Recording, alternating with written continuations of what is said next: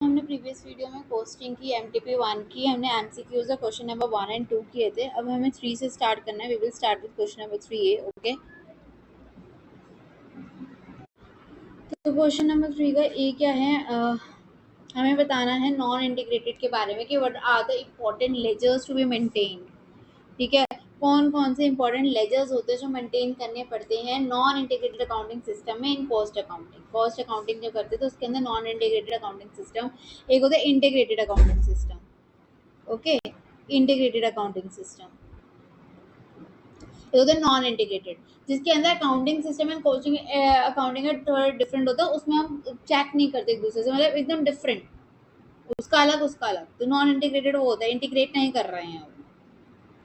तो जब non integrated वाला होता है तो हमें कौन कौन से लेजर्स जो है वो इम्पोर्टेंटली बनाने पड़ते हैं, मेंटेन करने पड़ते हैं। फॉर 4 मार्कर आ सकता है थ्योरी क्वेश्चन।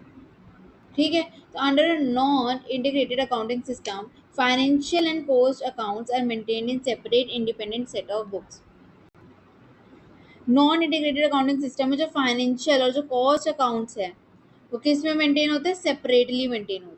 फाइन, वही जो मैंने बोला, फाइनेंशियल अलग होते हैं, कॉस्ट अकाउंटिंग वाले अलग होते हैं, नॉन इंटीग्रेटेड। इंडिपेंडेंट होते हैं set of books. The essential ledgers required to run a non integrated cost accounting framework are, कौन कौन सी हैं? सबसे पहले है कॉस्ट लेजर, कॉस्ट लेजर होना इंपॉर्टेंट है। सेकंड कौन सा है? सेकंड है स्टोर लेजर।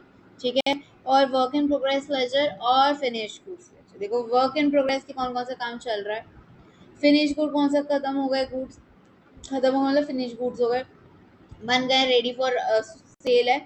स्टोर लेजर क्या क्या हमारे पास स्टॉक इन्वेंट्री है वो, और कॉस्ट लेजर। ठीक है, तो जो कॉस्ट लेजर है ये हमारा प्रिंसिपल लेजर होता है cost department, in which impersonal accounts are recorded. कौन से? impersonal, contains all impersonal control accounts. Okay, is the principal ledger of the cost department in which impersonal accounts are recorded. Okay, it is made self balancing by utilizing cost ledger. हम इस cost ledger को use पे cost ledger control account को use करके हम self balancing कर लेते हैं, also known as general ledger adjustment account.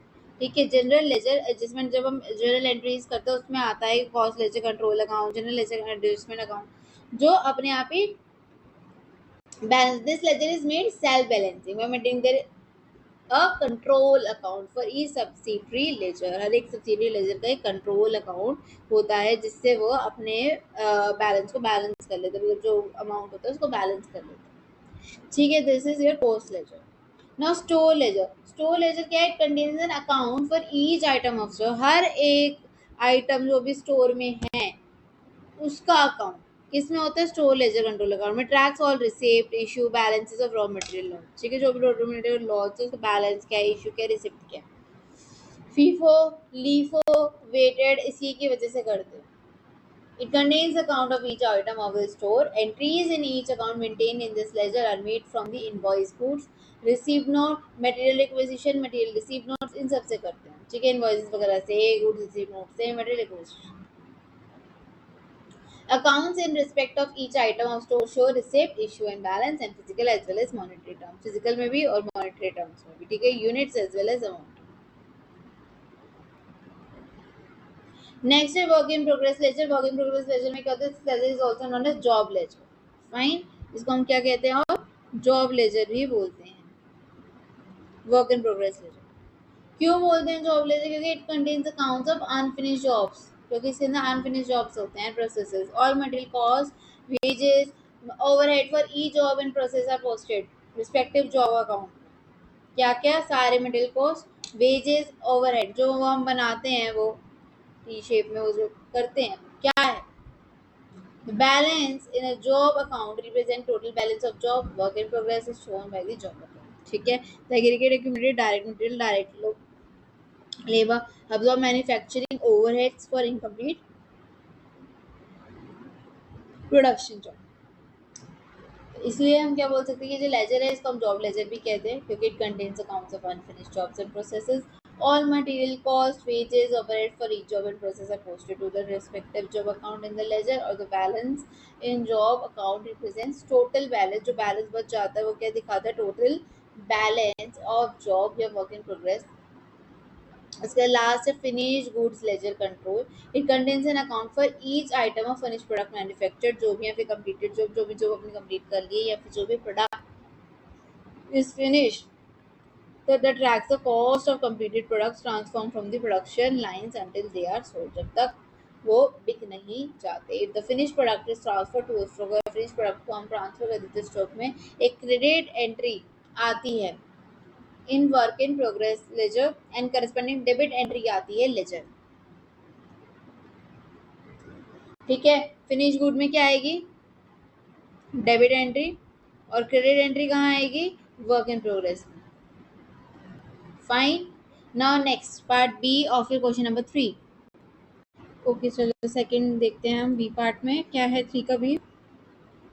Evaluate the earnings of 3 workers given the following. ठीक है, 3 वर्कर्स हैं 1 2 एंड 3। आपको उनकी क्या करनी है? अर्निंग्स देखनी है। वर्कर 1 जो है वो एक्चुअल टाइम वर्क उसका 380 आ रहा है, 2 का 100 और वर्कर 3 का 540 है।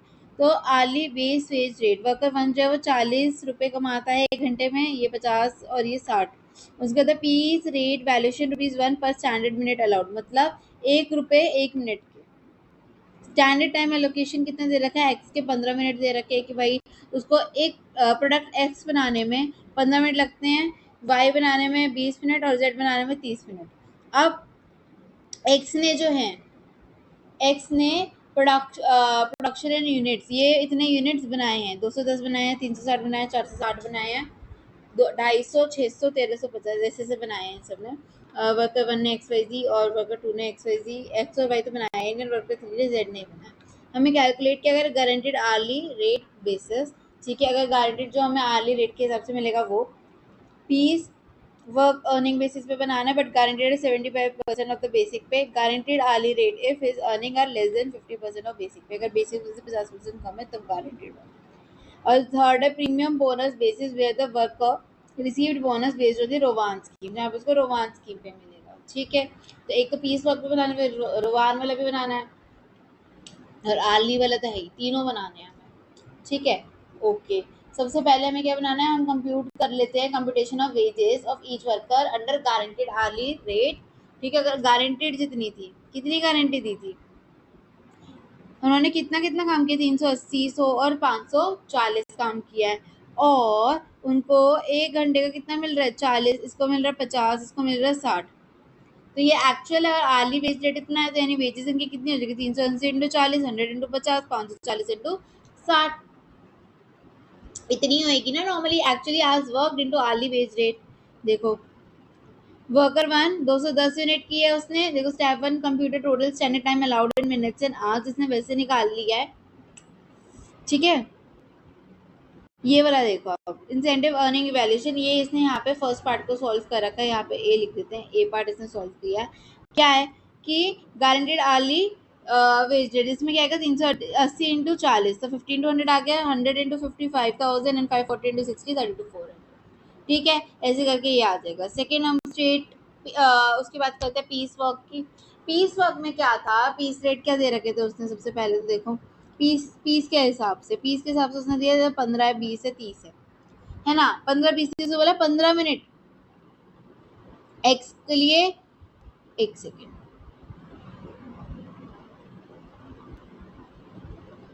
देखो 15 मिनट प्रोडक्ट एक्स में लग रहे हैं, उसने क्या बोला? पीस रेट वैल्यूएशन बेस क्या है? 1 रुपये 1 मिनट के, यानी कि एक्स प्रोडक्ट एक्स के लिए उसको 15 रुपये मिलेंगे, प्रोडक्ट वाई के लिए उसको 20 रुपये मिलेंगे, प्रोडक्ट जेड के लिए उसको 30 रुपये मिलेंगे, सीधा सीधा। अगर 1 रुपये का 1 मिनट का 1 रुपया मिल रहा है तो पीस रेट पर यूनिट भी ऐसे ही हो गया, एक्स के लिए 15, वाई के लिए 20 और जेड के लिए 30। तो वर्कर 1 ने कितना काम किया है? 210। ठीक है, उसने 210 बनाए हैं यूनिट्स, राइट। इसमें बनाए 360, इसमें बनाए 460, तो उसको मल्टीप्लाई कर देंगे हम 15, 20 और 30 से। और वर्कर 2 के लिए 250 इंटू 30, और इसमें 600 इंटू 15 और 1350 इंटू 20। तो आपका क्या आ जाएगा? पीस वाला, पीस वेज रेट। तो देखो 24,150 कैसे आया? ये इंटू 1, 24,150 कैसे आया? 24,150 ऐसे आया, देखो 15 into 210 plus 20 into 360 plus 30 into 460, कितना आ रहा है 24,150। ठीक है, ये आपकी रुपीज आ गई, ये आपके यूनिट्स आ गए। ये हो गया for worker one, sorry worker one का ये। वर्कर टू ने तो सिर्फ क्या किया है, दो काम किया ना, तीन वो तो, नहीं एक ही काम किया उसने, तो खाली 250 का काम किया 30 में, 7500 इसके आ गए। तीन वाले ने क्या किया है, 600 इंटू 15 प्लस 1350 इंटू 20, इसका कितना आ गया 36,000। ठीक है, तो ये ऐसे ऐसे आ जाएंगे ये रहे। फाइन, अब रोवान की बात करते हैं। Rowan premium bonus where the worker receive bonus based on the Rowan scheme.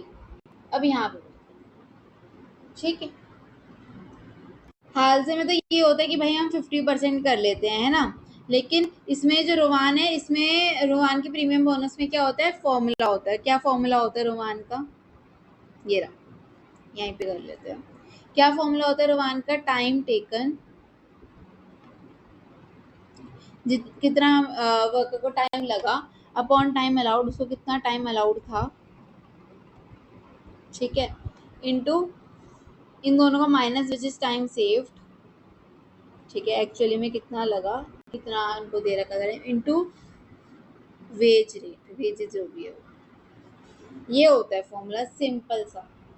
तो अब हमें वर्कर वन का क्या निकालना पड़ेगा, टाइम टेकन, क्योंकि हमें टाइम टेकन नहीं पता कि उसने कितना टाइम लिया। ठीक है, क्या हमें पता था, क्या हमें टाइम उसका पता है,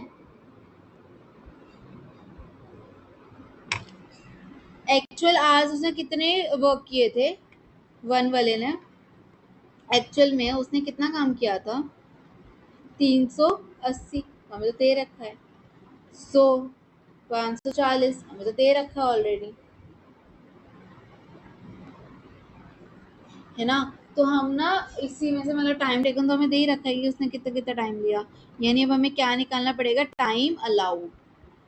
वो कैसे निकलेगा वो देखते हैं, पहले देखो वर्कर वन, वर्कर टू और वर्कर थ्री।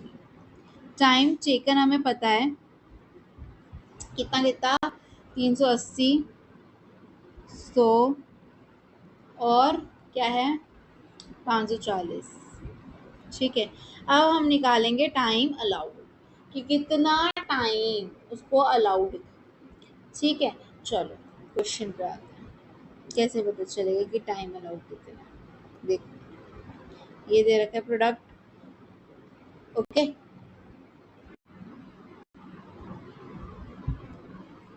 यहाँ पर देखो वेज रेट कितनी बन रही है इनकी, 40, 50 और 60 बन रही है। पहले ऊपर देख ना 40, 50, 60 और टाइम सेव्ड हमने लिख दिया, बाकी इनके टाइम अलाउड जो उनके अकॉर्डिंग निकाल दिए हमने। तो अब 40, 50 और 60 आ रहा है। ठीक है, अब इनको हम कैलकुलेट करेंगे तो इसका आ रहा है 3240, इसको हम मल्टीप्लाई करेंगे 100 अपॉन 125 इंटू 25 इंटू 50, तो इसका आएगा 1000 और इसका आएगा 850, 850।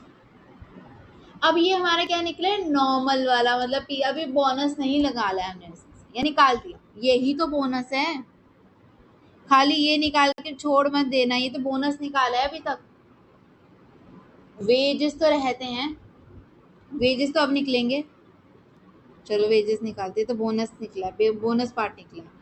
चलो अब नॉर्मल वेजेस अगर हमने निकाले जैसे वर्कर वन का, ठीक है, उसके देखो time allowed, time taken, time saved हमें पता है, वेजेस रेट पता है, अर्निंग्स उसने कितना अर्न किया था, नॉर्मल वाला उसने कितना अर्न किया है टोटल, नॉर्मली उसने नॉर्मली अर्न किया 15,200, 5,000, 32,400, वर्कर वन, टू और थ्री ने। तो हम इन्हीं को ही जो ऐड कर देंगे, ठीक है, तो हम 15,200 प्लस 850, 5,000 प्लस 1,000, थ्री में 3240 प्लस 32,400 इनको जब हम करेंगे तो इसका आएगा 16050 6000, इसका आएगा 35640। ठीक है, तो आपका 3B भी कंप्लीट हो गया। चलो कंप्लीट। नाउ फोर्थ, अगर आपको ये देखना है, देखो रोवान का भी कर दिया वैसे। Now question number 4 A. So this is the question number 4 A part कि ए बी लिमिटेड है, वो सेल करती है प्रोडक्ट V2 फिक्स प्राइस पे 2050 पर यूनिट। ठीक है, 2050 रुपये का वो एक यूनिट बेचती है, फिक्स प्राइस है, स्टैंडर्ड प्रोडक्शन कॉस्ट। उसमें डायरेक्ट मटेरियल जो वो 4 किलो 120 रुपये का खरीदती है, 120 पर का, तो 4 का कितना हो गया, obviously 480। Direct labour 6 our 60 per hour के लिए 3360 हो गया। वेरिएबल ओवरहेड 150%, डायरेक्ट लेबर का तो 540 हो गया। Fixed production overhead is budgeted है 60 लाख ओके पर एनम के हिसाब से, based on the budgeted normal output 60,000 units per annum, 5 lakh per month, absorbed 100 per unit. Fix selling overhead जो है वो 96,000 पर मंथ है। ठीक है, जो फिक्स्ड प्रोडक्शन ओवरहेड आपका वो 5 लाख है फिक्स प्रोडक्शन ओवरहेड, और फिक्स सेलिंग ओवरहेड आपका 95,000 का है। बाकी प्रोडक्शन देखो कितनी हो रही है, सेल्स वॉल्यूम देखो कैसी हो रही है अप्रैल में, मई में और जून में। आपको करना क्या है, देखो प्रॉफिट स्टेटमेंट निकालने तीनों मंथ के, एब्जॉर्प्शन कॉस्टिंग यूज करके मार्जिनल, और फिर उसका रिकॉन्साइल कर। ठीक है, सबसे पहले हम ऑब्जॉर्प्शन वाली बनाते हैं। ऑब्जॉर्प्शन वाली बनाने के बाद फिर हम बनाएंगे मार्जिनल वाली, मार्जिनल बनाने के बाद फिर हम रिकॉन्साइल कर देते हैं। ठीक है, चलो ऑब्जॉर्प्शन। ऑब्जॉर्ब, आप ध्यान रखना कि ऑब्जॉर्प्शन बनेगी कोशीट की तरह। ठीक है, और जो मार्जिनल वाली है, देखो मैं चलो बनाते बनाते आपको समझाती हूँ कि मैं क्या कहना चाह रही हूँ, और मतलब फिर दोनों में क्योंकि कंफ्यूज हो जाते हैं, ऑब्जॉर्प्शन वाला मार्जिनल में, मार्जिनल वाला ऑब्जॉर्प्शन में बना के आ जाते हैं और फिर वो गलत हो जाता है। तो एब्जॉर्प्शन में एब्जॉर्प्शन वाला, मार्जिनल में मार्जिनल वाला। एब्जॉर्प्शन में सबसे पहले हम स्टार्ट करते हैं, चलो लेट्स स्टार्ट। चलो स्टार्ट कर रहे हैं हम। ये हम पहले मैं बना रही हूँ एब्जॉर्प्शन वाला। ठीक है, फर्स्ट वाला बना रही हूँ पहले मैं, एब्जॉर्प्शन कॉस्टिंग से। सबसे पहले क्या लिखेंगे हम, हम क्या कर रहे हैं, प्रॉफिट निकालना है हमें एब्जॉर्प्शन कॉस्टिंग यूज करके। ठीक है, प्रॉफिट। प्रॉफिट कैसे निकलता है, जो हमें रेवेन्यू मिला उसमें हम खर्चे को माइनस कर देंगे, यानी sales minus cost of sales कर देंगे। सबसे पहले सेल्स देखते हैं कितनी है। Sales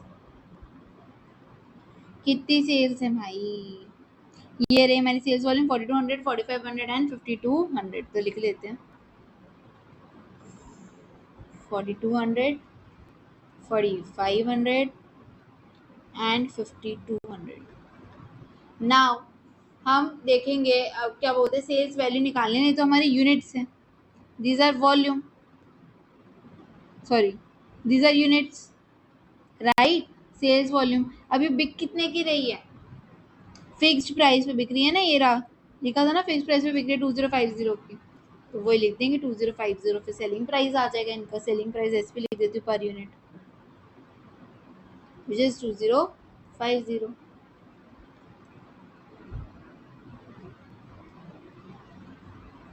which oh sorry which makes sales value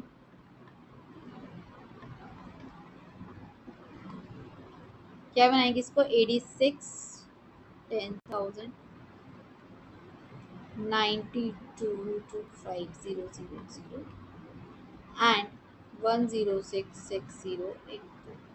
ठीक है, now cost of sales start करते हैं। ठीक है, कॉस्ट ऑफ सेल्स के लिए सबसे पहले क्या करेंगे, कॉस्ट ऑफ गुड्स सोल्ड, कितने का सामान बिका, कितने का सामान बिका के लिए सबसे पहले तो हमारे पास सामान क्या था, क्या क्या था देखते हैं।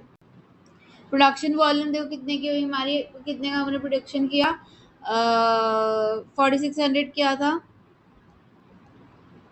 अप्रैल में 4400 किया था, मई में एंड 5500 किया था, राइट है ना। तो basically standard production cost direct material का कितना है, 1480। देखो कैसे, ये हमारा जो है डायरेक्ट मटेरियल, डायरेक्ट मटेरियल ऐसे निकालेंगे 4 kg इंटू 120 रुपीज का है, 1 kg, 1 kg है ना 120 का, तो कितना हो गया 480। और ये 6 आवर्स जो है हमारे ₹60 के लिए 1 घंटा है, तो यानी 6 आवर्स के 360। वेरिएबल प्रोडक्शन ओवरहेड में 150% है डायरेक्ट लेबर का, डायरेक्ट लेबर कितनी है 360 यानी 540। तो टोटल वेरिएबल हमारा, इनको हम जब करेंगे 360 को 480 और 540 को, तो हमारे पास आएगा 1380। फाइन, कितना आएगा 1380। टोटल वेरिएबल कॉस्ट आ जाएगा। फिक्स प्रोडक्शन कॉस्ट कितनी होगी, फिर प्रोडक्शन ओवरहेड हमें ऑलरेडी गिवन है कितना 5 लाख का गिवन है ना 5 लाख, लेकिन एकदम से हम लिख देंगे मतलब पर यूनिट वगैरह नहीं आएगा क्या। अब एक और बात समझो, ये जो हम डायरेक्टली लिख रखा है ना ओवरहेड्स वगैरह, ये जो डायरेक्टली लिख रखे होते हैं ना, मैं आपको वैसे बता दूं अगर लेमैन की लैंग्वेज में, अगर मतलब ऐसे कुछ तुक्के या वैसे तुक्का मारना है, यू नो, बस रट्टा मारना है कि समझना है कि डायरेक्टली अगर लिखा हो और जब हमें बोल रखा होगा एब्जॉर्प्शन कॉस्ट निकालनी है और मार्जिनल कॉस्ट निकालनी है, उसके अकॉर्डिंग हमें निकालना है, तो जब अगर हमें डायरेक्टली दे रखा होगा तो ये मार्जिनल में जाएगा, ये एब्जॉर्प्शन वाले में नहीं आता। एब्जॉर्प्शन वाले में वो आएगा जहाँ पे हमें थोड़ा सा दे रखा हो, थोड़ा सा बता रखा हो, जैसे कि यहाँ पे दे रखा था कि fixed production overhead is budgeted at 60 lakhs per annum based on budgeted normal output 60,000। ये हमें पता चलेगा ना कि भाई बजटेड इतना था, यानी कि अब्जॉर्व इतना हुआ होगा, क्योंकि ये तो एक्चुअल है, हमें चाहिए होता है बजटेड, ताकि हम निकाल सके कि अब्जॉर्व कितना कर रहा है। ठीक है, तो अब यहाँ पे फिक्स प्रोडक्शन ओवरहेड जो है हमारा कितना आएगा 60 लाख का पर एनम और 60,000 यूनिट के लिए, तो पर यूनिट के लिए कितना आ गया 60 lakh upon 60,000 units which is 100। ठीक है, तो यानी कि 480 plus 360 plus 540 plus 100 which sum up to 1480। तो ये जो 1480 है that will be your cost of good sold per unit. 1480 आपका खर्चा आ जाएगा। अब ये जो 1480 है ना, जैसे सबसे पहले आपका जो खर्चा आएगा ओपनिंग स्टॉक का,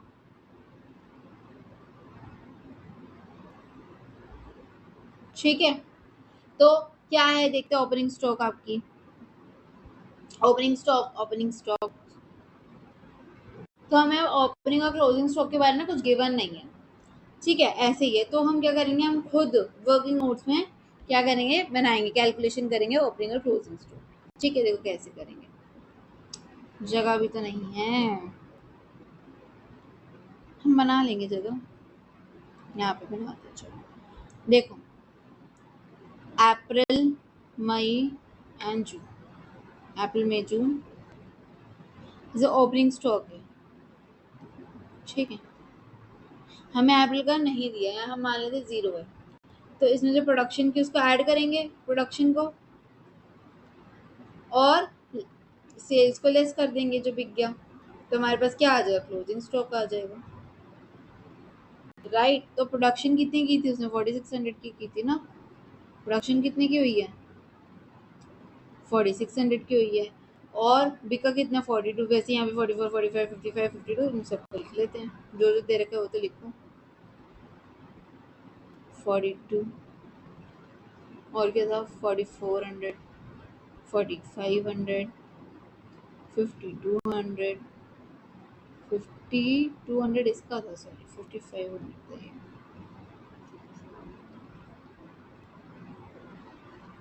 नाउ अगर ये 0 है तो 4600 माइनस 4200 करोगे कितना आएगा 400। अब अप्रैल का closing stock will be opening stock of May, obviously, right. तो 400 प्लस 4400 माइनस 4500 विल बी 300। अब closing stock of May will be opening stock of June, तो 300 5800 माइनस 5200 विच विल बी 600। तो आपके पास आ गया ना क्लोजिंग स्टॉक, आपके पास आ गया ना ओपनिंग स्टॉक, ठीक है। चलो नाउ ओपनिंग स्टॉक को हम मल्टीप्लाई करेंगे 1480 से, प्रोडक्शन कॉस्ट को हम मल्टीप्लाई करेंगे, प्रोडक्शन कॉस्ट निकालने के लिए प्रोडक्शन जो हमने किया उसको हम मल्टीप्लाई करेंगे रेट को 1480 से,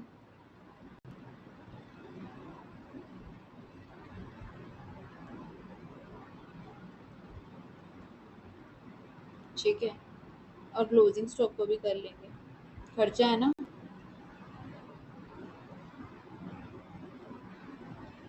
ठीक है। जब हम ये करेंगे और फिर हमारा क्या आएगा, अंडर या ओवर अब्जॉर्प्शन, क्योंकि हम अब्जॉर्प्शन वाला कर रहे हैं ना। ठीक है, फिर हमारा जो खर्चा है this is your fixed selling overhead, right. Overhead से सेलिंग ओवरहेड रह गए थे, उनको हम क्या करेंगे, ऐड। फिर हमारा क्या आ जाएगा, कॉस्ट ऑफ सेल्स, और कुछ तो हमें गिवन है नहीं। फिर हम निकालेंगे profit by doing a minus b. ठीक है, तो अब हमें ये बॉक्स भरने हैं। तो ओपनिंग 0 था तो 0 ही रहेगा, बाकी जो जो हमने निकाले थे उनको हम कर देते हैं फिर मल्टीप्लाई करते हुए।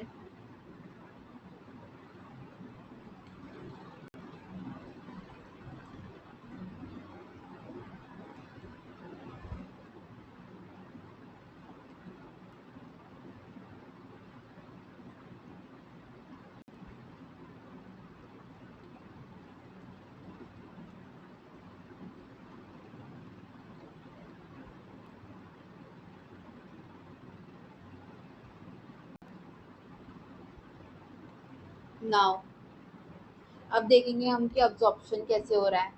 ठीक है, ओवर है, अंडर है नहीं, क्या है। तो एक्चुअल ओवरहेड्स हमारे कितने थे, एक्चुअली में ओवरहेड्स कितने थे फिक्स्ड वाले, 5 लाख।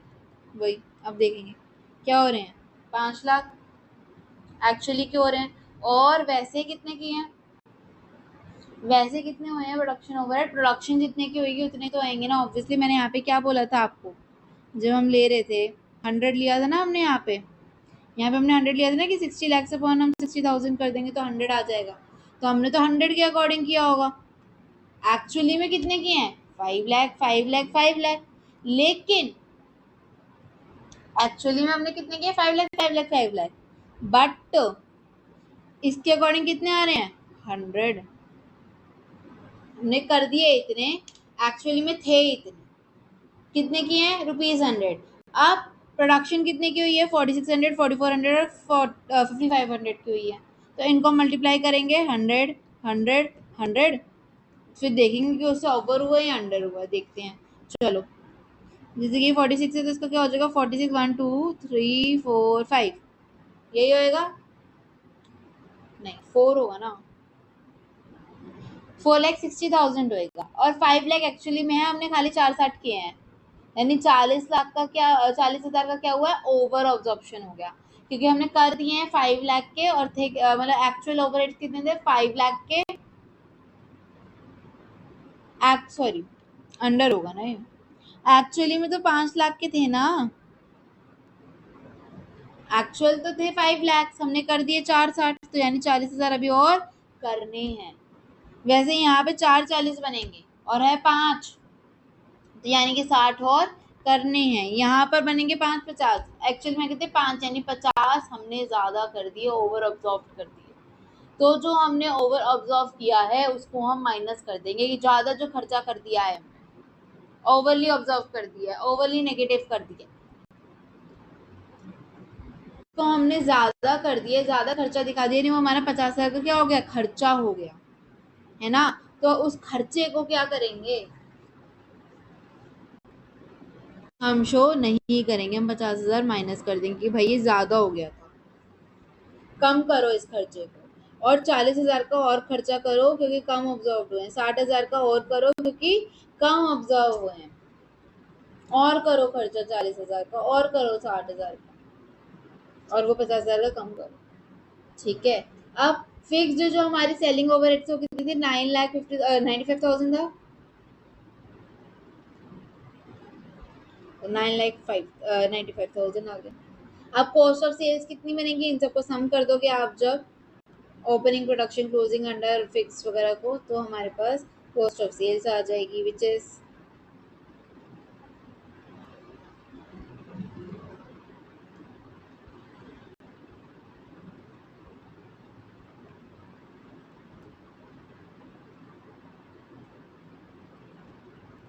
अब ए माइनस बी कर दो तो हमारी प्रॉफिट आ जाएगा।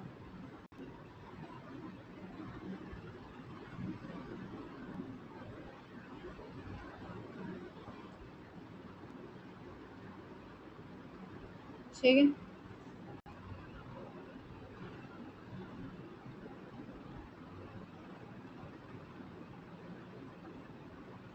यहाँ पे देखो,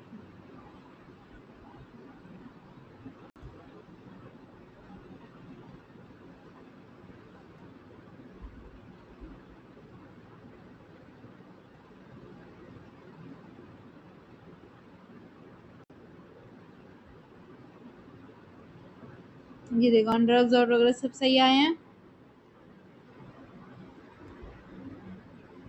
नाउ विल डू कौन सा, सेकंड वाला, मार्जिनल वाला।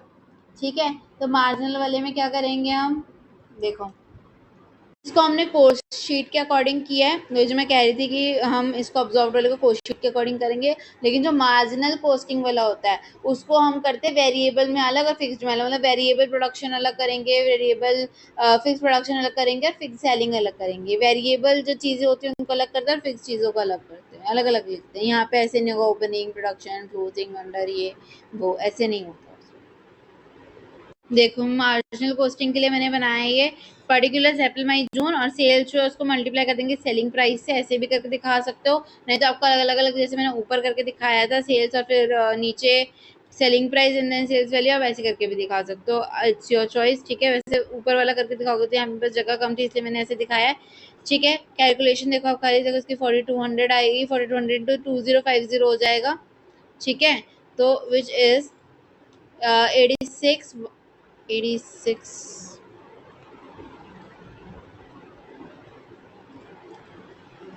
इसका आएगा 92,25,000, इसका आएगा 1,366, 1, 2, 3। ठीक है, तो ये आ गई हमारी सेल्स। नाउ मैंने बोला वेरिएबल के अकॉर्डिंग करेंगे, तो इसमें हम लेस करते हैं, क्या लेस करेंगे, जो हमारी वेरिएबल जो हमारे खर्चे हैं वो हम लेस कर देंगे। तो खर्चे में सबसे पहले वेरिएबल वाला खर्चा जो है उसको माइनस करेंगे, which is variable production cost. ठीक है, वेरिएबल प्रोडक्शन कॉस्ट जो कि कितने की थी, @1380 की थी। तो उसके अकॉर्डिंग देखो क्या था, 1380 की थी ना। हमने जो 100 है फिक्स प्रोडक्शन ओवरहेड का उसको नहीं लिया, 1480 किया था हमने, यहाँ पे डायरेक्ट लिखो 1480, लेकिन वहाँ पे वेरिएबल और फिक्स को अलग अलग करना है, इसलिए जो 100 है फिक्स प्रोडक्शन ओवरहेड को जो हमने 60 लाख 60,000 यूनिट करके निकाले थे उसको हम नहीं करेंगे, तो 1380 बन रहा है वेरिएबल वाला, तो वही हम लिखेंगे 1380। ठीक है, तो इसको करेंगे हम 1380 को, तो हमारे पास क्या आएगा, हम मल्टीप्लाई करेंगे अगर प्रोडक्शन वालों से तो इसका आएगा 57,96,000।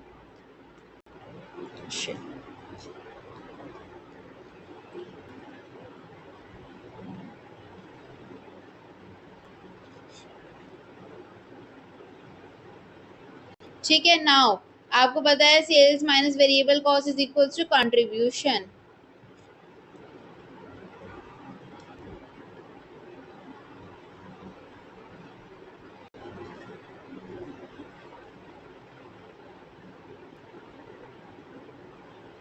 ठीक है, तो जो कंट्रीब्यूशन है उसको निकालने के लिए हम क्या करेंगे, ऊपर वाले को sales value minus variable production cost कर देंगे, तो हमारा क्या आ जाएगा, ये आ जाएगा।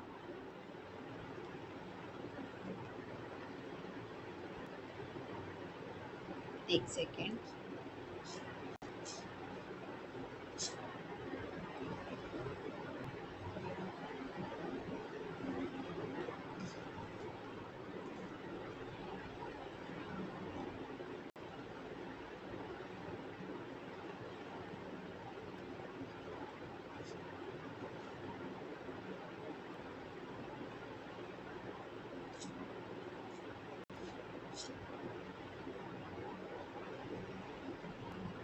नाउ फिक्स प्रोडक्शन ओवरहेड देखते हैं। फिक्स प्रोडक्शन ओवरहेड हमारा कितना था, 5 lakhs का है ना। तो यहाँ पर अब हम 5 lakhs देखेंगे, यहाँ पे हम कंपैरिजन नहीं करेंगे कि भाई अब्जॉर्व कितना था, ये कितना है, वो कितना है, नो। तो लेस करेंगे कंट्रीब्यूशन में से fixed production overhead, okay, which is your 5 lakhs, 5 lakhs, and 5 lakhs। Okay, now fix selling overhead. Fix selling overhead हमारी कितनी थी? 95,000 की। वो भी हम डायरेक्टली लिख देंगे 95 के 95 के 95 के। पेपर में के नहीं लिखना है, 1000 प्रॉपरली लिखना है आपको, ठीक है। और प्रॉफिट फिर हमारा आ जाएगा, जब करो इसको करो कैलकुलेट, क्या आएगा? 2219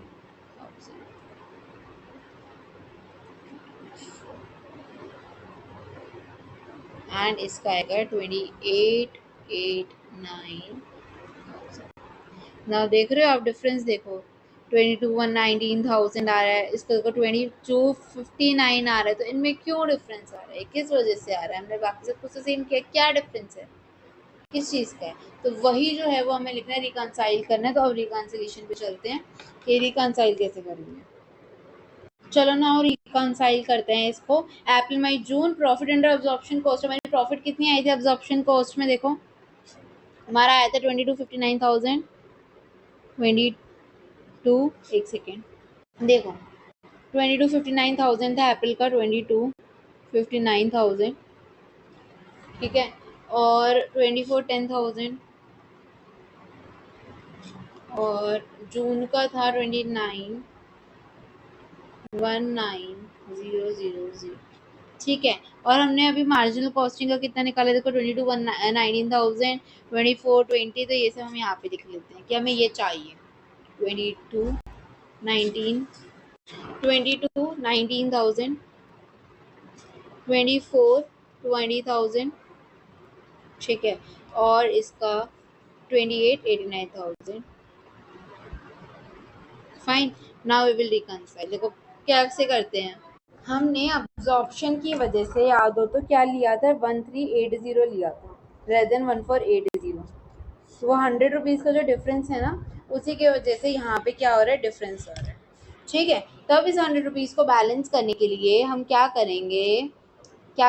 जो हमारे पास ओपनिंग और क्लोजिंग स्टॉक थे उनको हम 100 से प्लस माइनस कर देंगे। ओपनिंग स्टॉक क्या होगा? ऐड होगा। प्रॉफिट में क्या होता है? ओपनिंग स्टॉक ऐड होता है और क्लोजिंग स्टॉक माइनस होता है। प्रॉफिट में से करेंगे, ठीक है।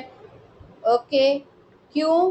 क्योंकि यहाँ पर ज़्यादा है तो क्लोजिंग स्टॉक माइनस होगा इसमें से, ऐसे समझ लेना।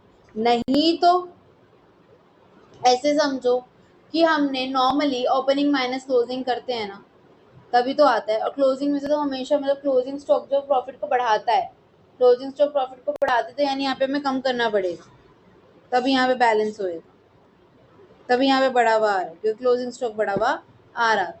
देखो क्या करेंगे, देखो हम ऐड करेंगे ओपनिंग को स्टॉक और लेस करेंगे closing stock, because it increases the profit, ठीक है। तो अब यहाँ पे बेटा आपको पता है अप्रैल में तो ओपनिंग स्टॉक तो 0 था, यहाँ पर कितना था? 400 आया था इंटू 100। यहाँ का क्लोजिंग, यहाँ का ओपनिंग बनेगा इंटू 100। फिर यहाँ पर नहीं, तो प्लस में आएगा ना, ठीक है। फिर 300 नेगेटिव में आएगा इंटू 100। फिर यहाँ पे 300 पॉजिटिव में आएगा इंटू 100। और यहाँ पे 600 बच रहा था। तो अब अगर आप करके देखोगे plus minus, you will get your reconciliation. Okay, फिर से एक बार क्वेश्चन रिकैप करते हैं। देखो हमें बोला गया है अब्जॉर्प्शन और मार्जिनल। अब्जॉर्प्शन में हम नॉर्मली डायरेक्ट वाले को नहीं देखेंगे, कब देखेंगे? जब बाद में वर्किंग नोट देखेंगे। पहले के लिए हमें जो गिवन है वो सब लिख देंगे, जैसे sales, selling price, sales value लिख दिया। ओपनिंग स्टॉक, ओपनिंग स्टॉक हम कैसे निकालेंगे? ओपनिंग स्टॉक, क्लोजिंग स्टॉक और जो प्रोडक्शन हुई है वो। फिर under over absorption, under over absorption में पता चलेगा कि एक्चुअल में कितना हमने किया है और कितना हकीकत में हुआ। फिर फिक्स सेलिंग ओवरहेड निकाला हमने, जो भी हमें ओवरहेड्स वगैरह दे रखे थे उनको निकाला किया। फिर कॉस्ट ऑफ सेल्स, आगे तो प्रॉफिट निकल गया। और मार्जिनल वाले के लिए क्या करेंगे? मार्जिनल वाले में सिंपल है, सेल्स लो, वेरिएबल कॉस्ट लो, फिक्स लो, फिक्स्ड कॉस्ट आ गई हमारे पास। और वो जो डायरेक्ट डायरेक्ट गिवन थी हम वही लिख देंगे, तो हमारा प्रॉफिट आ जाएगा। अब हमारा डिफरेंस जो रिकंसिलेशन के लिए वो क्यों आ रहा था? मेनली क्योंकि किसकी वजह से आ रहा था, ओवरहेड की वजह से। ओवरहेड की वजह से कितना डिफरेंस आ रहा था, 100। तो हमने 100 प्लस माइनस कर दिया इन आउटपुट, तो हमारे पास आ गया। ठीक है, ये देखो सेलिंग प्राइस हमें 600 था, सॉरी नहीं ये तो कोई और क्वेश्चन है, इसको तो मैंने आपको दिखाई दिया वैसे। चलो ठीक है, सेलिंग सेल्स वैल्यू वेरिएबल, फिर एक्चुअल, ये एक्चुअल वो नेट ऑपरेटिंग, तो उससे ये आ जाएगा। वैल्यूज को इग्नोर करना जरा, वैल्यूज ये वाली देखना जो मैंने बनाई है। ओके, फॉर्मेट देखना तो you can see. Now next question देखो, आपको क्वेश्चन नंबर 4 बी क्या आता है, कैलकुलेट करना है हमें, क्या ब्रेक इवन पॉइंट कैलकुलेट करना है आपको। ठीक है, यूनिट्स में भी वैल्यू में भी, और अगर 35,000 यूनिट्स बिक जाते हैं तो आपको पीएनएल निकालना है। सेलिंग प्राइस गिवन है, वेरिएबल कॉस्ट गिवन है, total variable cost and fixed cost given है। ठीक है, तो एनुअल ब्रेक इवन पॉइंट, तो ब्रेक इवन पॉइंट का फॉर्मूला क्या होता है, पहले तो ब्रेक इवन पॉइंट क्या होता है, fixed cost upon contribution per unit. ठीक है, तो उसके अकॉर्डिंग हमें निकालना है। अब total fixed cost upon contribution चलो कैलकुलेट ही करना है।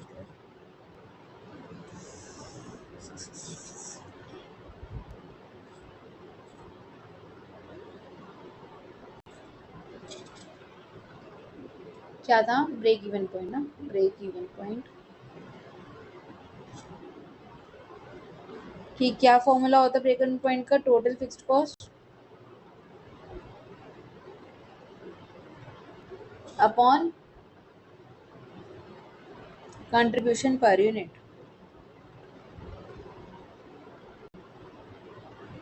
ये याद रखना कि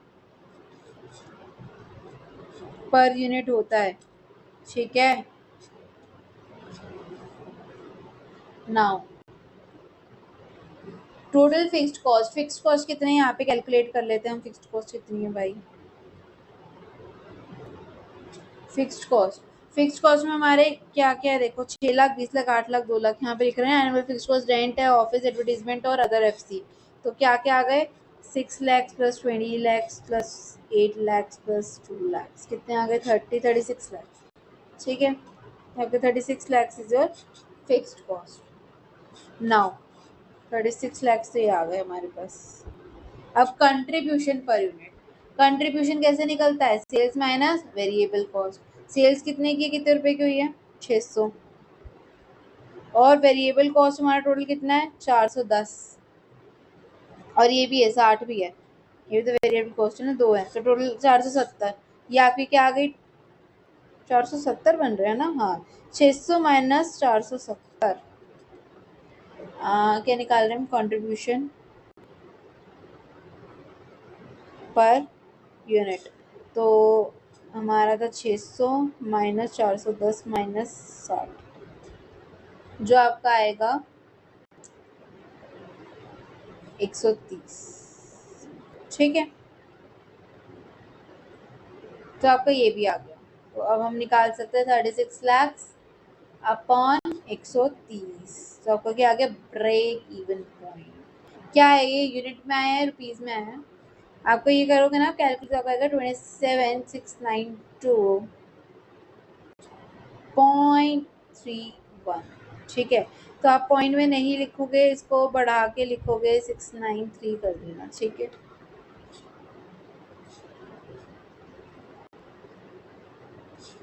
फाइन, ये तो हमारा इन यूनिट्स आ गया। अब हम निकालते हैं रुपीज।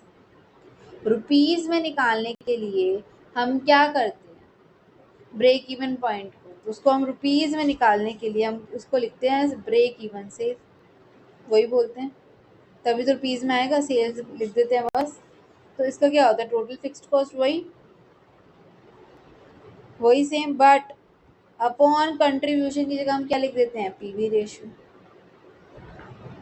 तो हमारा रुपीज में आ जाएगा, क्योंकि फिक्स्ड कॉस्ट हमारा रुपीज में होता है, तो वो भी हमारा क्या आ जाता है, रुपीज में आ जाता है। टोटल फिक्स्ड कॉस्ट हमें पता है कितनी, 36 लाख है, पर पीवी रेशियो नहीं पता। अब पीवी रेशियो कैलकुलेट करने के लिए, तो ये पीवी रेशियो आपका कंट्रीब्यूशन पर यूनिट होता है अपॉन सेलिंग प्राइस। आपका कंट्रीब्यूशन कितना गिवन था, 130 गिवन था, सेलिंग प्राइस कितना है, 600, तो आपका आ गया 21.67। टोटल फिक्स्ड कॉस्ट 36 लाख थी, 36 लाख, और पीवी रेशियो आ गया 21.67।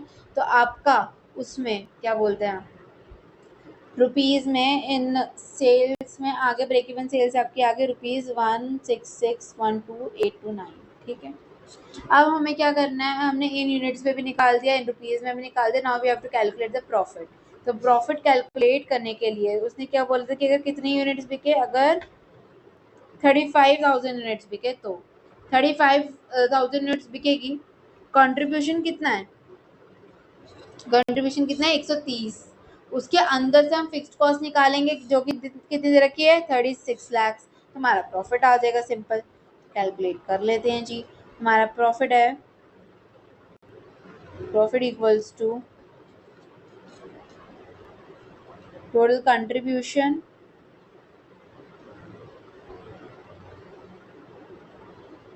Minus fixed cost. कंट्रीब्यूशन हमें 35,000 into 130 minus fixed cost. Fixed cost is 36 lakhs, which will give you 9,50,000 as your profit.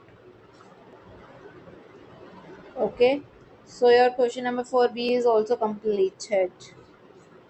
देख लो, if any doubt you can comment it down.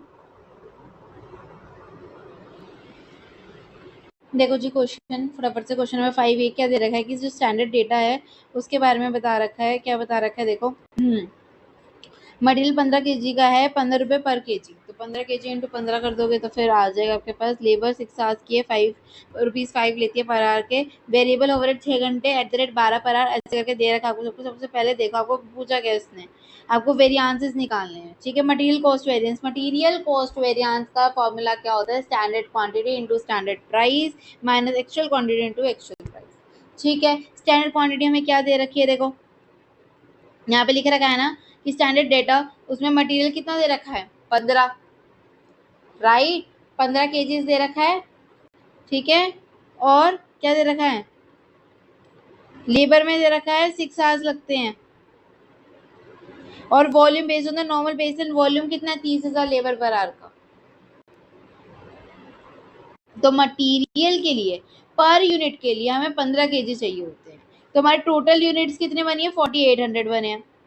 तो 4800 बने हैं तो उसके लिए कितने हैं, उसको रॉ मटेरियल चाहिए होगा इंटू 15, तो आपकी स्टैंडर्ड क्वांटिटी आ जाएगी, राइट। क्योंकि 15 केजी चाहिए होते हैं नॉर्मली जनरली एक यूनिट के लिए, और 4800 यूज हुए हैं तो 4800 इंटू 15 कर लो। क्यों, क्योंकि हम क्या निकाल रहे हैं, मटीरियल वेरियांस निकाल रहे हैं, रॉ मटेरियल का कॉस्ट वेरियांस निकाल रहे हैं। स्टैंडर्ड क्वांटिटी क्या आएगी 4800 इंटू 15 और into standard price. Standard price कितना दे रखा है 15 रुपये दे रखा है, ये 15 पर केजी, तो इंटू 15 कर दोगे। Actual minus actual quantity into actual price. तो एक्चुअल क्वांटिटी हमारी कितनी लगी है, देखो एक्चुअल क्वांटिटी हमारी लगी 985,000 की, right. Actual quantity into actual price है, already quantity and price given ही है टोटल 985,000, तो हम उसको माइनस कर देंगे।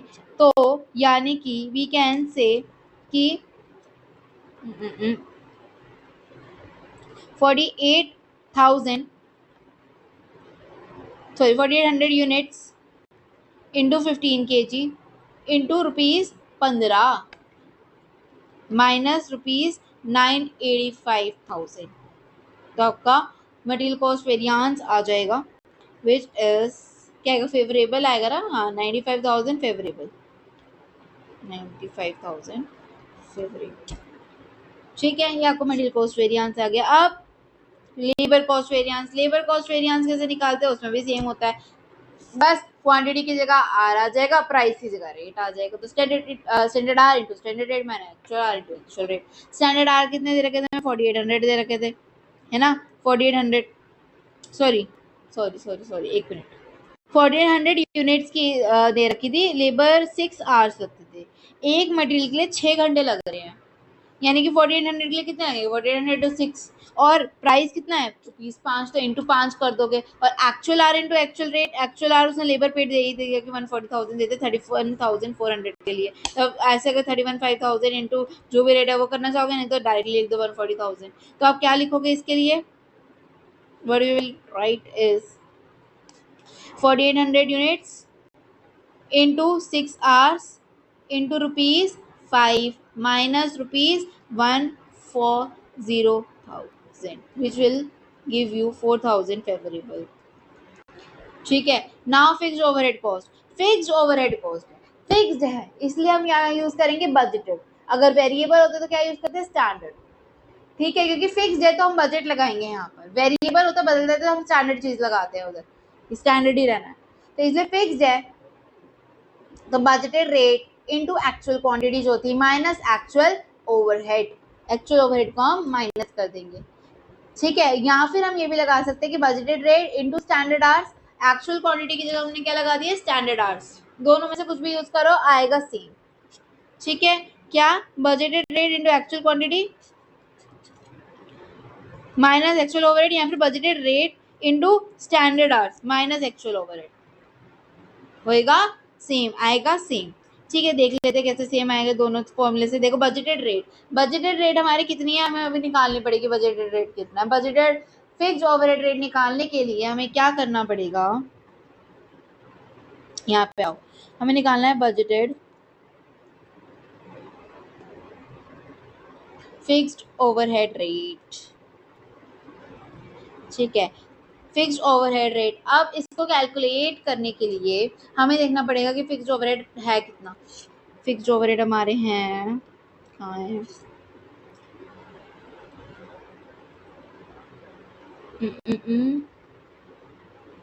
देखो यहाँ पे फिक्स्ड ओवरहेड गिवन तो है लेकिन ये मैंने क्या बोलते डायरेक्टली गिवन है तो डायरेक्टली वाला नहीं लेंगे हम. यहाँ पर देखो लिख रखा है एक जगह बजटेड फिक्स्ड ओवरहेड 450,000 तो हम ये बजटेड वाला लेंगे क्योंकि हम बजटेड वाला कैलकुलेट कर रहे हैं. और बजटेड यहाँ पे दिया फिक्स्ड ओवरहेड भी दे रखा तो यहाँ पे देखो लिख रखा है based on normal base and volume of 30,000 labour hours. तो आपको इससे पता चल जाना चाहिए कि बजटेड वाले की बात हो रही है. ठीक है, तो हम क्या लिखेंगे यहाँ पर फिर कहाँ गया हमारी. हाँ, यहाँ पे कर रहे थे ना फिक्स्ड ओवरहेड रेट. ठीक है, ओवरहेड रेट कितना आ रहा है 450,000 तो 450,000 ठीक है डिवाइडेड बाय यूनिट्स आ जाएंगी. तो हमारे पास क्या आ जाएगा budgeted fixed overhead rate. Units कितनी थी बजटेड वाली.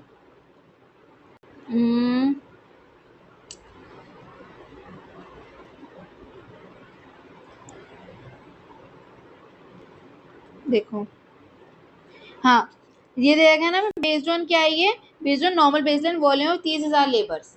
30,000 लेबर्स के बारे में दे रखा है कि 30,000 आवर लगेंगे. वॉल्यूम ऑफ 30,000 लेबर आवर लगेंगे हमें. 30,000 घंटे लगेंगे.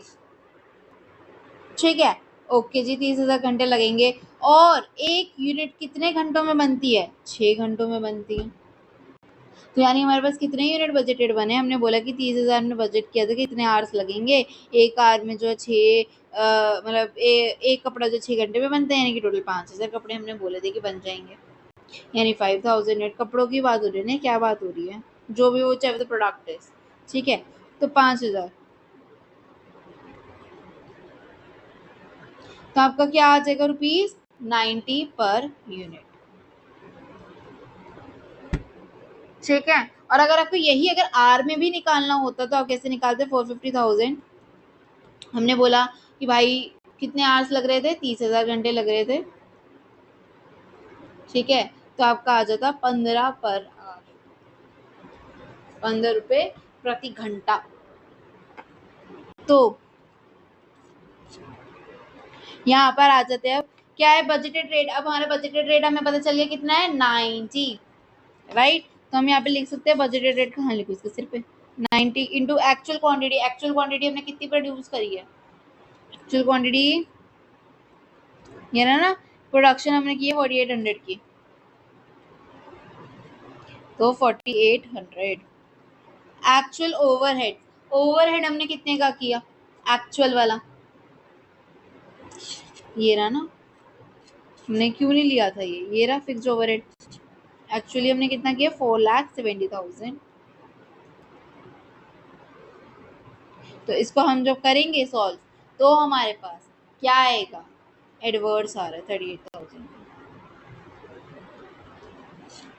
और अगर मैं बोल रही थी कि budgeted rate into standard hour वाला करोगे तब भी सेम आएगा. तो इसमें देखो क्या आएगा बजटेड रेट इसमें क्या आएगा आपका आर्स वाले के लिए आपका आर वाला लोगे तो ₹15. स्टैंडर्ड आर्स कितने थे आपके 4,800 यूनिट्स इंटू 6 आवर्स. 4800 यूनिट्स बना रहे थे ना आप, उसका 6 घंटा माइनस एक्चुअल वाला कितना था 4,70,000 इसको करोगे तब भी आपका क्या आएगा 38,000 adverse.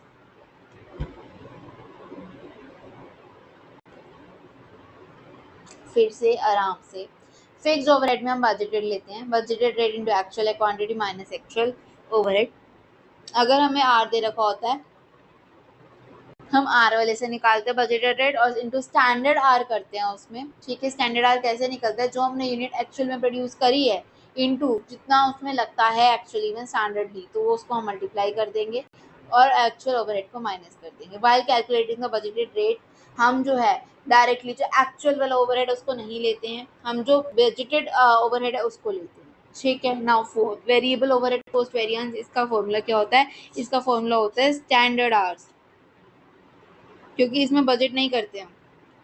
Standard rate minus actual overhead, actual overhead क्या था 470 था, वही होएगा बजटेड नहीं एक्चुअल ओवरहेड इसमें। अच्छा एक सेकेंड, वेरिएबल वाला है फिक्स्ड वाला थोड़ी ना है, तो एक्चुअल वाला इसमें वेरिएबल ओवरहेड है 360 200 का, तो 360 200 का इसमें माइनस हो जाएगा और बाकी हमारे स्टैंडर्ड रेट निकालने के लिए क्या था 4800 इंटू स्टैंडर्ड आवर्स कितने आएंगे 6 आवर्स इंटू रुपीज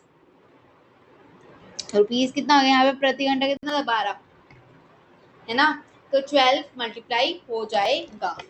ठीक है, जो रेट है हमारा 12, 15 नहीं होगा, बजटेड वाला नहीं करना हमें स्टैंडर्ड वाला करना है, एंड स्टैंडर्ड वाला इज 12, तो हम 12 को मल्टीप्लाई करेंगे तो हमारा क्या बन जाएगा यहाँ पर करें अगर हम, तो क्या आएगा इसका 4800 यूनिट्स है हमारी।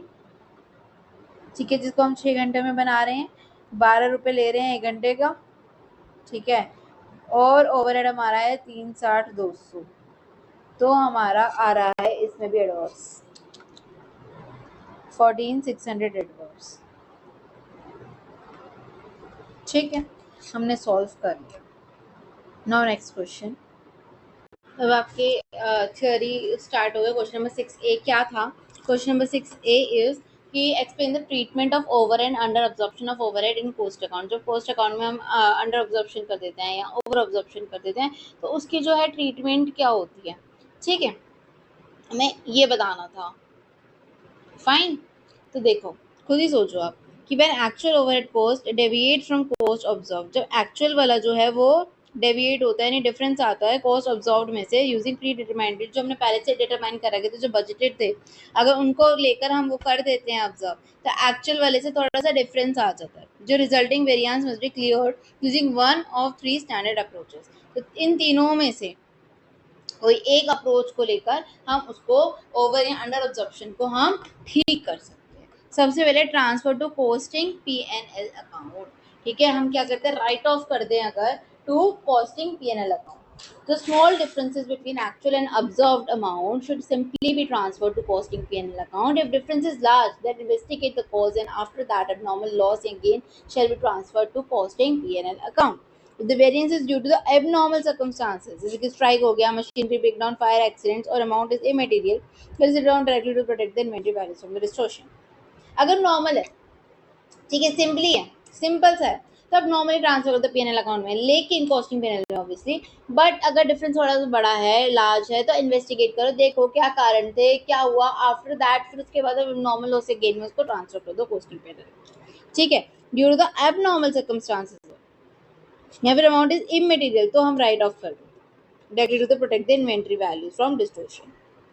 सेकेंड है use of supplementary rate, supplementary overhead rates को यूज करना। सप्लीमेंट्री ओवरहेड यूज करना under this method the balance of under and over observed overhead which charge the cost of WIP। हम डालते हैं कि वर्क इन प्रोग्रेस है उसके अंदर चार्ज कर देते हैं। अगर ओवर ऑब्जॉर्प्शन है तो हम क्या बोलते हैं कम दिखा देंगे, अगर अंडर ऑब्जॉर्प्शन है तो ज्यादा दिखा देंगे। ठीक है, तो इस मेथड में क्या होता है balance under and over observed में भी charge the cost of WIP fixed stock and cost of sales proportionately with the help of supplementary rate of overhead. So if the variance is significant and caused by unexpected changes in raw factors, prices, errors हो गए estimation में, ठीक है, based on volume supplementary rate is calculated। supplementary rate calculate करके हम उसको क्या करते हैं, हम उसको WIP में फिनिश स्टॉक वगैरह में डाल देते हैं। Third, this rate adjust the cost of sales, finish stock, closing, work in progress balances proportionately. ठीक है, प्रोपोर्शनेटली डाल देते हैं। थर्ड क्या है? थर्ड है carry forward to subsequent year. हम आगे ले जाते हैं, सब्सिक्वेंट ईयर में कैरी फॉरवर्ड कर देते हैं, यानी कि difference should be carried forward in the expectation that next year position will be automatically corrected। हम आगे कैरी फॉरवर्ड कर देते हैं ये देखते हुए कि आगे जो है वो अल्टीमेटली या ऑटोमेटिकली करेक्ट हो जाएगा। In the rare seasonal industries variance are suspected in overhead reserve account, उसको ओवरहेड रिजर्व अकाउंट में डालते हैं और carried forward to be offset by opposite trends in future period, कि अपोजिट हो जाएगा, ठीक हो जाएगा, नॉर्मल हो जाएगा। ठीक है, नाउ तो हम एक और बारी देखो, तीन होते हैं क्या? कॉस्टिंग पीएनएल में डाल दो, सप्लीमेंट्री ओवरहेड रेट यूज कर लो या तो आप, या फिर आप कैरी फॉरवर्ड कर दो उसको। वेरी इजी टू लर्न, पर ये है कि याद रहना चाहिए, remember it. Transfer to costing PNL accounts, use of supplementary overhead rates, carry forward to subsequent year. Now second 6 का बी जो था आपके लिए है कि technology has played a significant role in cost accounting enabling business to automate their process. ठीक है, जो टेक्नोलॉजी उसने एक बहुत इंपॉर्टेंट रोल प्ले किया है कॉस्ट अकाउंटिंग में, जिसकी वजह से जो बिजनेस है वो ऑटोमेटेड हो रहा है अपने प्रोसेस में। Explain the impact of information technology, आपको आईटी की इम्पैक्ट बताना है कॉस्ट अकाउंटिंग में in the light of our statement. ठीक है, यानी आईटी की तारीफ करनी है हमें कि कॉस्टिंग में हमें ये हेल्प करता है, वो हेल्प करता है, ऐसे करता है, वैसे करता है।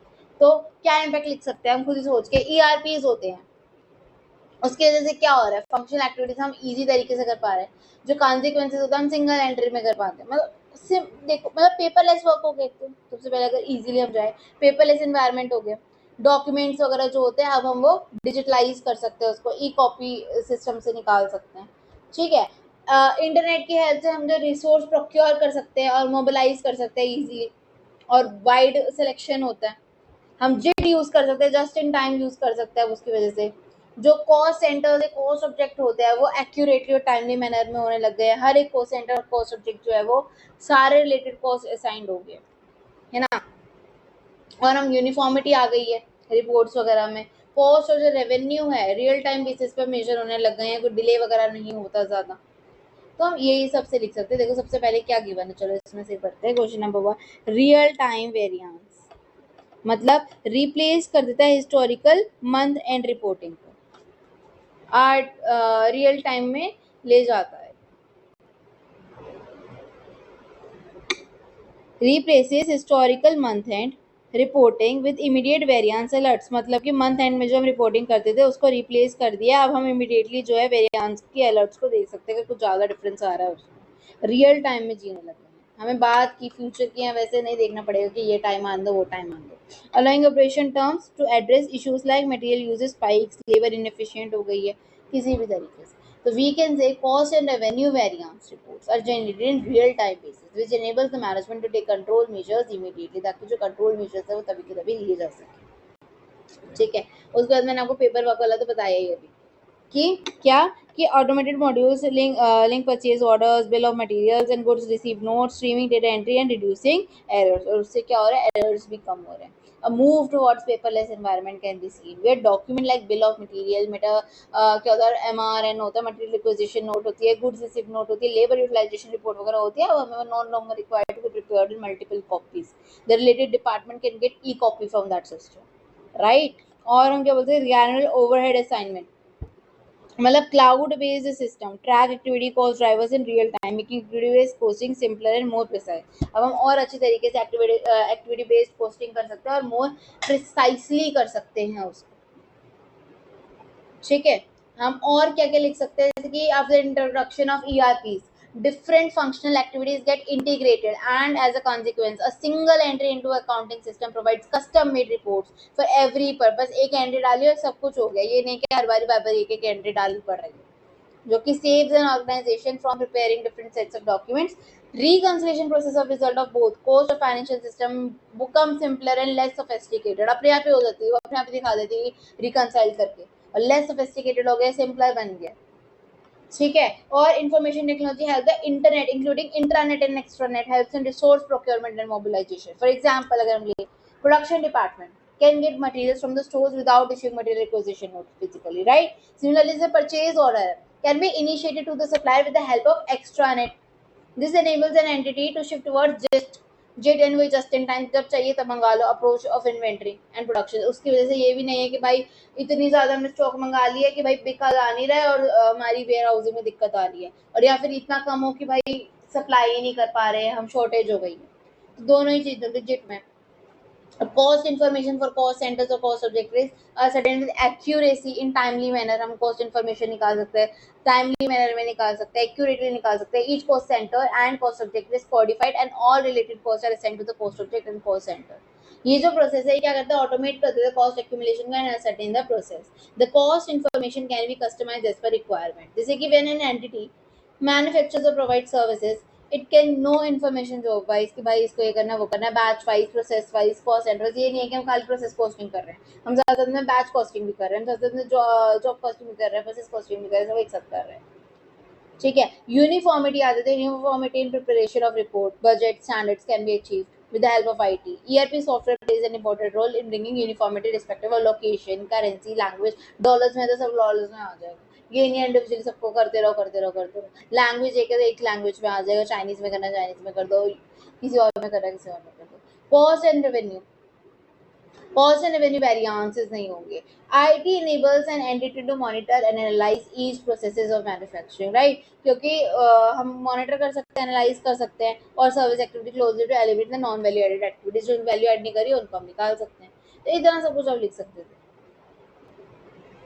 ठीक है, नाउ अनदर जो सी थी आपकी थी कंट्रोलेबल एंड अनकंट्रोलेबल कॉस्ट में मतलब क्या है कि एज पर कंट्रोलेबिलिटी के हिसाब से cost can be classified as controllable uncontrollable. Cost दो तरीके की होती है, एक होती है कंट्रोलेबल जिसको हम कंट्रोल कर सकते हैं, अनकंट्रोलेबल जिसको हम कंट्रोल नहीं कर सकते, उसको हम डिफरेंशिएट करना है। तो सिंपली क्या लिखेंगे हम, क्या लिख सकते हैं, controllable expense that is directly influenced by the decision और action of specific responsibility centre manager.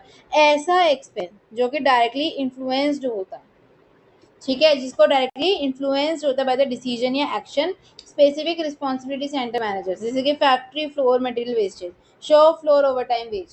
Simple terms में cost that can be controlled typically by a cost profit या investment center manager is called controllable cost। ठीक है, cost इसको हम control कर सकते हैं, और कौन कर सकता है, कॉस्ट मैनेजर करे या प्रॉफिट मैनेजर करे, इन्वेस्टमेंट सेंटर मैनेजर करे, इनमें से कोई भी जो मैनेजर मैनेज कर सकता है, कंट्रोल कर सकते हैं कॉस्ट को, उसको क्या कहते हैं, controllable cost. And expense that is directly influenced by the decision और the action specific responsibility centre manager. ठीक है, उसके बाद controllable cost incurred in a particular responsibility centre. जो कंट्रोलेबल कॉस्ट होते हैं वो पर्टिकुलर रिस्पॉन्सिबिलिटी सेंटर में आते हैं, जो कि इन्फ्लुएंस हो सकते हैं by the action of an executive heading the responsibility centre. और कॉस्ट जिसको इन्फ्लुएंस नहीं हो सकता, जो इन्फ्लुएंस नहीं होता by the action of specified member of an entity, क्यों होता है अनकंट्रोलेबल कॉस्ट, जिसको हम कंट्रोल नहीं कर सकते, इन्फ्लुएंस नहीं कर सकते, यानी जो होना है वो होना ही है। Cost, an expense that cannot be altered or managed by a specific department lead within a given time frame। Example, corporate factory rent increases। अब वो उसके हाथ में थोड़ी ना इंक्रीज हो गया दो। अब नेशन में fuel price hiking, group corporate head office over time, जो अपने हाथों में नहीं होगा।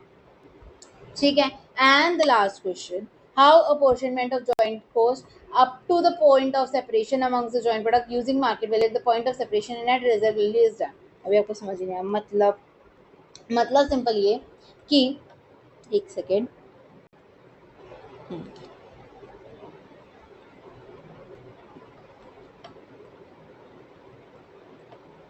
वो पूछना चाह रहा है कि how apportionment of joint cost, जब जो जॉइंट कॉस्ट होती है उसका हम अपॉर्शनमेंट बंटवारा करते हैं, ठीक है, अलग अलग एक्टिविटीज में up to the point of separation तक amongst the joint product using market value को यूज करके at the point of separation. और जो नेट रिजल्ट वैल्यू है वो कैसे की जाती है, हाउ कैसे की जाती है, नेट रिजल्ट वैल्यू में और मार्केट वैल्यू में, दोनों में पूछा है।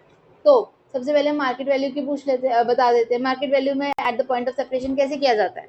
ये जो मेथड है हम यूज करते हैं अपॉर्शनमेंट करने के लिए जॉइंट कॉस्ट को जॉइंट प्रोडक्ट्स में up to the split off point.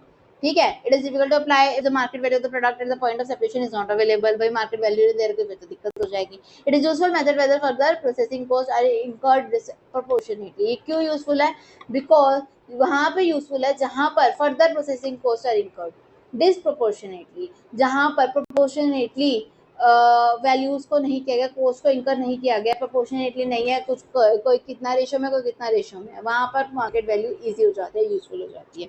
तो pre separation joint costs are allocated based on the relative sales value of each joint product at the exact point of separation, assuming the products are marketable without further processing।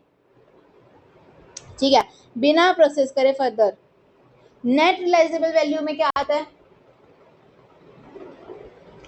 From the sales value of joint product the following are deducted at the finished stage. Net realisable है, realise कर रहे हैं, बेच रहे हैं. Estimated profit margin, selling and distribution expense post split off cost.